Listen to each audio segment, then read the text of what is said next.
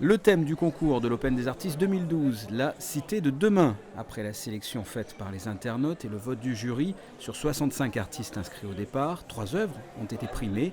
Les pages blanches ont été offertes à Alain Gianpaoli, il a obtenu le prix du public.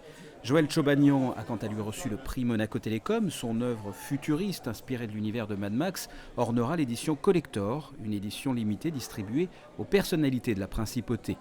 Quant au grand gagnant du prix de l'Open, il s'agit de Michel Lavaille. Son travail est désormais sur la première de couverture des pages jaunes. Le thème, c'était la cité demain. Donc moi, c'est un thème qui m'a interpellé dès le départ, parce que j'ai travaillé par le passé dans l'architecture. Donc c'était pour moi quelque chose qui était très fort.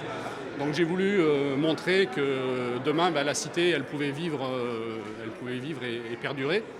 Et je l'ai intitulé donc la cité d'énergie au pluriel. Pour moi, il y a les énergies humaines, et puis les énergies, la nature, donc l'eau, le végétal, etc.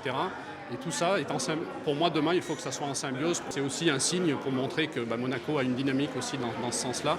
Et je pense que cette œuvre, elle s'inscrit totalement dans ce contexte. Lors de la première édition, l'Open des artistes était réservé aux personnes de la Principauté. Depuis, ce concours est ouvert aux artistes des Alpes-Maritimes et de la région d'Imperia. Il s'agit là de la 3e édition.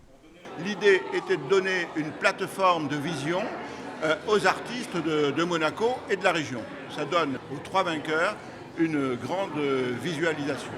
Ça fait 3 ans qu'on est sur cette aventure. Le premier sujet, c'est de soutenir les jeunes artistes de la Principauté ou qui vivent autour de la Principauté et de permettre que ce support gagne en créativité, en originalité. Plutôt que de faire quelque chose d'assez simple et d'habituel, on a préféré offrir ce support-là à des gens dont c'est le métier de créer.